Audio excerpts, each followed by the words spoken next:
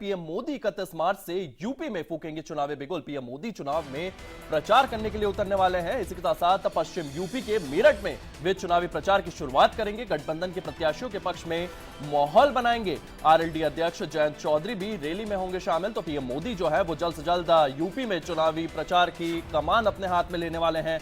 कई चुनावी सभाएं जो है पीएम मोदी यहां पर करते हुए नजर आएंगे। और जब पीएम मोदी आते हैं तो एक जनाधार आता है, एक रैली आती है, एक भीड़ आती है जो पीएम मोदी को देखना चाहती है, पीएम मोदी की बातें सुनना चाहती है। और पीएम मोदी काफी इफेक्टिव माने जाते हैं। जहां जहां जाते हैं वहां पर वोट परसेंटेज भी बीजेपी का लगातार बढ़ता है। तो पीएम मोदी जल्द से जल्द यूपी में आने वाले हैं, क्योंकि यूपी का किला होकर ही आप दिल्ली फतेह कर सकते हैं। यूपी की 80 सीटें काफी महत्वपूर्ण है और इन 80 सीटों में से मेरठ में पीएम मोदी आने वाले हैं। यहां पर उनकी चुनावी सभाएं होने वाली है। पीएम मोदी 31 मार्च से यूपी में चुनावी बिगुल फूंकने वाले हैं।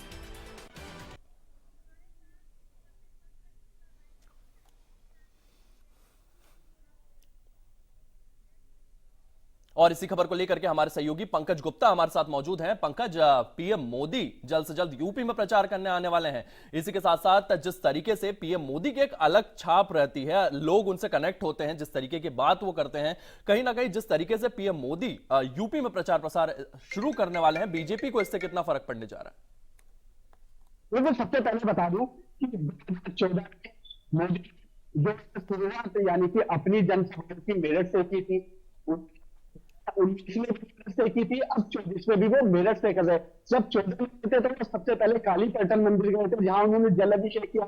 19 में कालीपलटन गए थे और अब जो है 24 उसमें भी पहले वो कालीपलटन आएगी, उसके बाद जो कृषि विश्वविद्यालय है उस पर पहुंचेंगे। पश्चिम उत्तर प्रदेश की जो राजनीति का जो गढ़ माना जाता है, मेरठ माना जाता है, चाहे दिल्ली की बात करें चाहे लखनऊ की बात करें, जितनी भी सियासत है वो यहाँ से होकर गुजरती है। तो इस बार जो सेकंड फेज का चुनाव मेरठ में है, मेरठ के आसपास के जिलों में, तो उसको लेकर जो मोदी 30 तारीख को यहाँ पर पहुंचेंगे। उनके साथ जो म्यूनिसिपल कैंडिडेट जो है जयंत चौधरी आएंगे, उसके बाद वो समाते संबोधित करेंगे।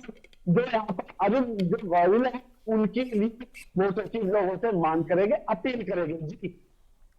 जी, लगातार इसी चीज को लेकर के तैयारियां चल रही है। बीजेपी लगातार प्रचार प्रसार कर रही है। लगातार उनके स्टार नेता जो हैं वो भी यूपी में आने वाले हैं और 80 सीटों पर वे प्रचार प्रसार करते हुए नजर आएंगे।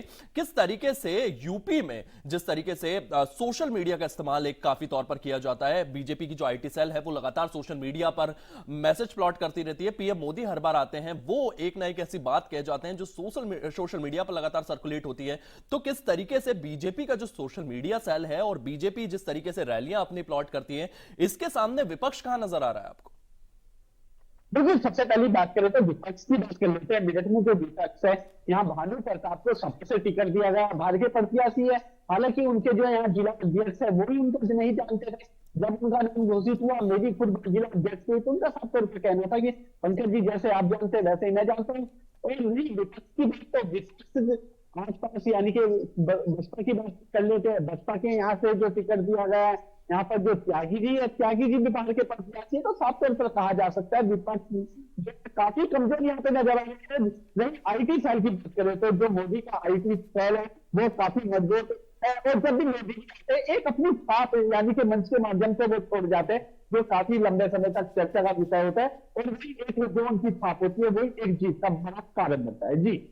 जी, इसी के साथ साथ दो नारों की अगर बात की जाए, दो नारे लगातार चल रहे हैं, मोदी की गारंटी और पीएम मोदी का परिवार। तो ये सब चीजें जो हैं ये लगातार चीजें होती जा रही है। इस तमाम जानकारी के लिए आपका बहुत बहुत धन्यवाद। लगातार प्रचार प्रसार को लेकर के बीजेपी नजर आ रही है और बीजेपी का सबसे बड़ा तुरुप का पीएम नरेंद्र मोदी जो है वो भी जल्द से जल्द यूपी में प्रचार करने जाने वाले